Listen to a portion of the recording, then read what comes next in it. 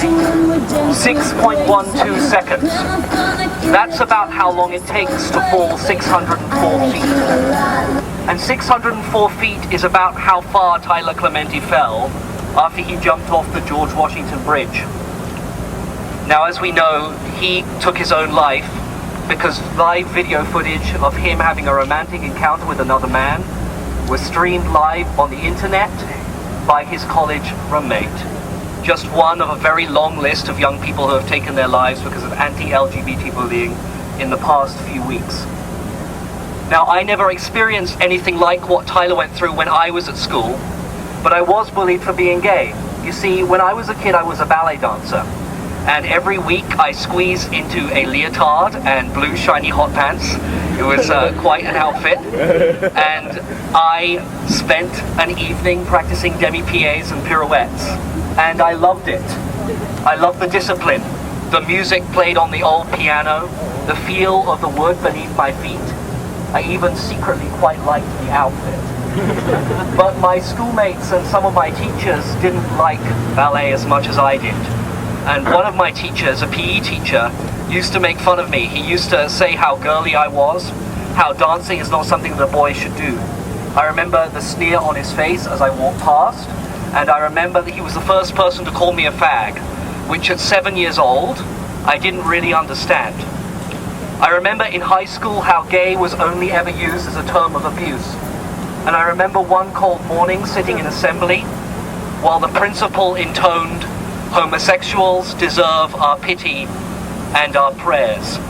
And I sat among hundreds of other boys thinking I was all alone in the world and that I was the only one who had this problem.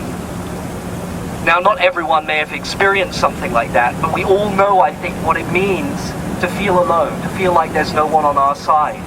Perhaps you were too tall and the short kids made fun of you. Or perhaps you were too short and you got it from the taller ones. Or perhaps you were too smart or too dumb, or from the wrong side of town, or the wrong race. We all know, I think, even if just for a moment, what it feels like to think that there's no one on your side, to think that no one has your back. And all of us, if there are young people in our lives that we care about, can agree that we don't want this to happen to them. Imagine, if you can, what it must be like to come home and see a strange shape hanging from a tree in your backyard, twisting in the wind, the creak of the branch as it bends beneath the weight, and that feeling in your gut as you get closer and you realize what it is hanging there, who it is, who it was.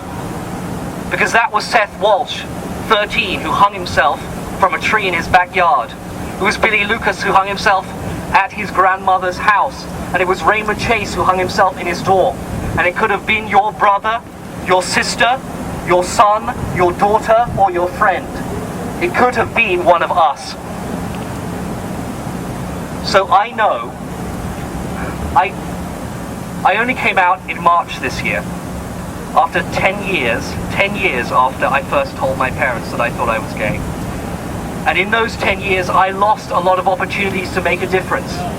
I was a high school teacher, and every day I wasn't out was a day I deprived a gay student of a positive role model. And I'm not willing to waste any more time. I have to act now. We have to act now. Because it isn't enough to let these things happen and then mourn them afterwards.